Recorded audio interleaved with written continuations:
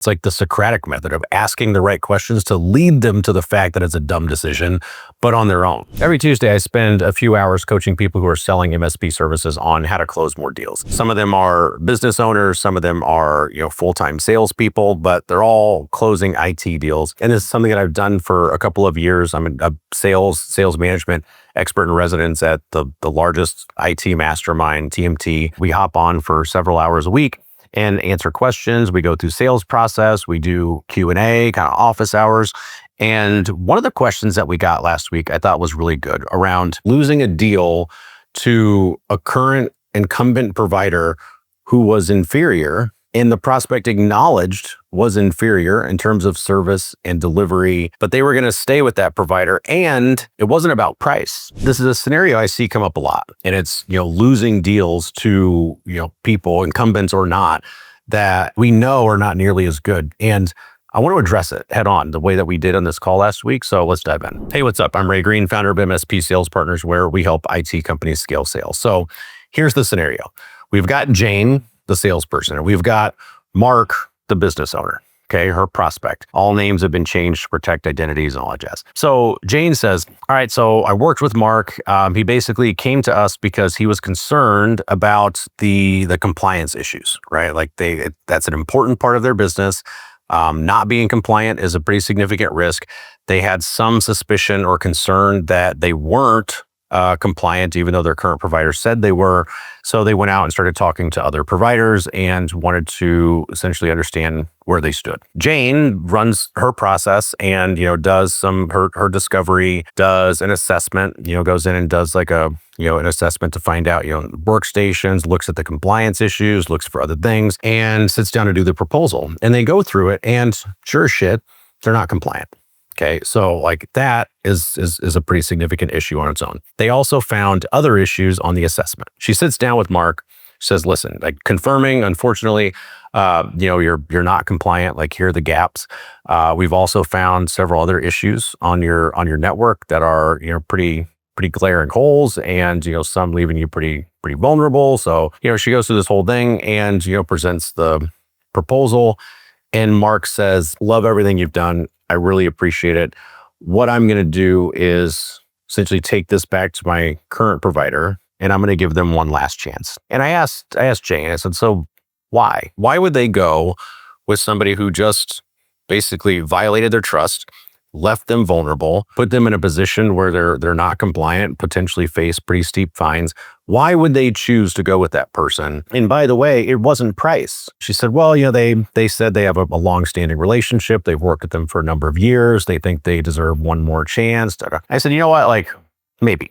Like what I hear is I don't want to make a hard decision, and I don't want to have a tough conversation. Like that's what I hear. But okay, here's the overarching issue and what I talked to Jane about. Why would they go with an inferior provider? That's what I asked Jane. I said, so what is the motivation here? Like, was it price? Was it this? She said, no, like we barely came in like a few dollars more than their current provider. Like in terms of relative to the issues that they were facing, like it was completely insignificant. It wasn't price. And so I asked Jane, I said, okay, well, did you challenge that decision? She said, no, I don't want to be pushy. I don't want to be like high pressure sales. I don't want to feel like a timeshare person. So that's not the way I sell. Most of us selling IT services are not arm twisters, are not high pressure salespeople. Like we are part of a consultative sales process. We're guiding people through. We're solving problems. We're being strategic with the information. And we absolutely should have some rock solid closing capabilities, the ability to ask for the money and close deals. But we're not high pressure, so I completely get that. As a salesperson, part of your job is to coach people into making decisions that they would not otherwise make. Because if you don't, first of all, then you're not really needed, right? Like if all we're doing is guiding people through the process of making a decision that they were already going to make, we don't really need a commission for that. Part of that job is also helping them make decisions that are in their best interest and challenging them when they aren't doing that, just like a good coach would. Just like a good consultant would. Like forget the sales part of this just for a minute. Like take your commissions, take your deal off the table.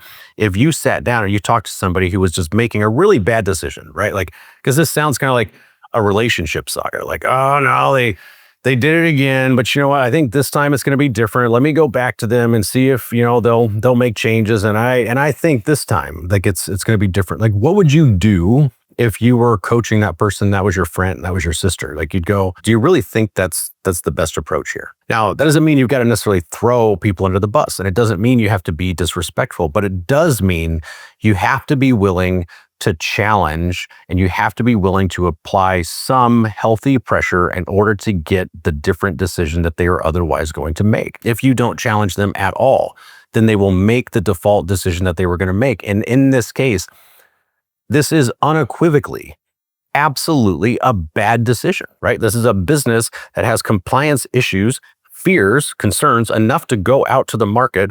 They are, in fact, not compliant. They are, in fact, vulnerable to ransomware and other things. There are real problems in the business. It is not a good decision to go back to the person that has put you in that spot, if for no other reason. Technology is changing so quickly right now, right? Like, you know this. Like, if you go back, you fix it today, it's not going to. What are they going to do in 6 months? If they don't have the expertise, if they don't have the knowledge, if they don't have the bandwidth, if you don't solve the root cause of this problem, you, Mark, are going to end up in the same exact scenario in 6 months. But here's the thing. As a salesperson, I'm not coaching you to say that. This is what I believe. This is what I think. This is how I frame this. This is why I believe the best approach to this is, in fact, to apply a little bit of healthy pressure. Now, what I wouldn't do is go on that exact, monologue or that exact soapbox and say, okay, now do you agree with me, right? So I'm setting this up and I'm framing this so you know where I'm coming from. That is one of my beliefs, like that sales is about helping people make decisions that is in their best interest. And sometimes that means creating some friction and applying some healthy pressure. Now, Jane wants to know, okay, so cool. I agree with you. What should I have done? I told her there's a couple of questions that I would ask. And you can ask one, you can ask both, but, or you can ask a different version of this, but something along the lines of, hey, you know what, Mark, I understand. Like, I respect longstanding relationship. And frankly, like, those are the kind of people that we love to work with. Let me ask you one question though, if I may. Do you really want to take on delivering the technology roadmap and the compliance issues and vulnerabilities? Like, do you want to take that on as part of your role as a business owner with your IT company? Or is that something that you think they should take? And what I'm getting at here is, hey, when you take this to them, like, you're basically enabling a behavior, right? And you're now becoming the person that's responsible for doing that. Do you really want that to be in your job description, Mr. and Mrs. Business Owner? Another way to apply some healthy pressure may be, hey, you know what, Mark, I completely understand, the longstanding relationship, and I respect that. We would love to earn the right to have that degree of loyalty with you too. If I may ask you just one question, and I don't mean this to come across the wrong way, but with the rate of change in technology, and frankly, I haven't seen anything like it. Like the development with AI, with cyber threats, with solutions that are coming around for security, and the bad guys that are coming up with the ways to beat those. Like, we specialize in staying ahead of the curve, and at the rate of change that I've seen, which is unprecedented, what leads you to believe that in 6 months this is going to be any different? What I want to do is I want Mark to think through what is going to be different about this. I want Mark to tell me his dumb excuse. Right? Like, that's like when you're talking to somebody that's like, well, I'm going to go back to him because he did this and, maybe blah, blah. You're like, no, like that's a bad decision. The best way to get them to make a better decision is not to tell them it's a bad decision. It's like the Socratic method of asking the right questions to lead them to the fact that it's a dumb decision, but on their own. That's how you sell with pressure, without feeling pushy, without feeling high pressure, without feeling like you're twisting people's arms. You ask the right questions, but you ask the right questions. You don't shy away from the questions that, left unasked, leave them to make a really terrible decision. Like, how would you feel 3 months from now when you find out they got held up for ransomware, they got, sued, something happened, and you went, damn, if I'd have asked a couple more questions, I bet I could have gotten them to understand this is not good. Like, you shouldn't do that. That's a bad idea. And if you have trouble with that concept, like of challenging and and applying a healthy dose of pressure. Think about it this way. Some of my best coaches in life have been coaches that were tough on me. They have been the people that pushed me a little bit more when I couldn't. They are the people that got me to do what I couldn't otherwise do. They are the ones that said, bullshit, Ray. Like, try this. Like, you can do more. You can do better. My best coaches, the ones that I respect, the ones that I appreciate the most, are the ones that were a little tough on me, right?